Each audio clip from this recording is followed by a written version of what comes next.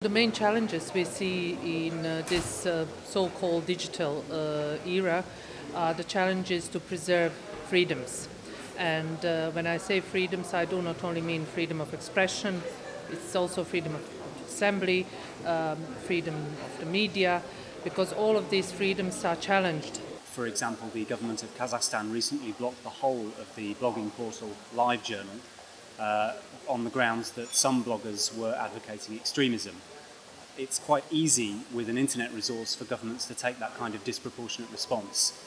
It's also quite easy for individual users or distributors of content on new media to be traced by either their mobile phone signal or their IP address. If we look at countries like Belarus and Azerbaijan, where there has been an increase in the use of protest organised via social media, the Belarusian government moved last year to bring in new restrictions on the internet.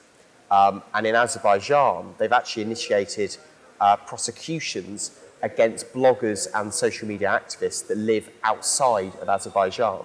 So they're targeting people not just within their own countries, but internationally. The internet and social networks in Russia have been playing a very crucial role in consolidating the opposition movement, in raising very hot, sensitive issues, and in organizing public campaigns, either in support of persecuted members of opposition movement and human rights community and journalists, but also in denouncing facts of corruption. In Central Asia, you have all violations happening, like blocking of websites. We have attacks on bloggers and journalists who write on the internet.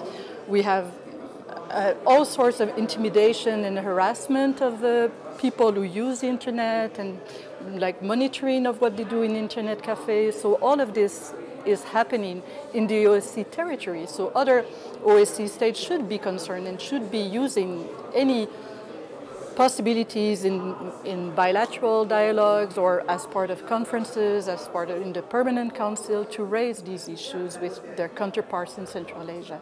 The challenges in terms of how states want to regulate the internet, how private companies interact, and how they deal with the fact that they, in that sense, can have quite broad powers in terms of blocking and filtering.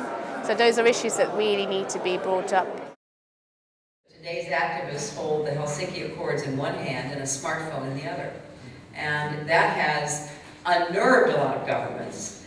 So governments are now working overtime to try to suppress access to the internet, free assembly and association and speech within cyberspace.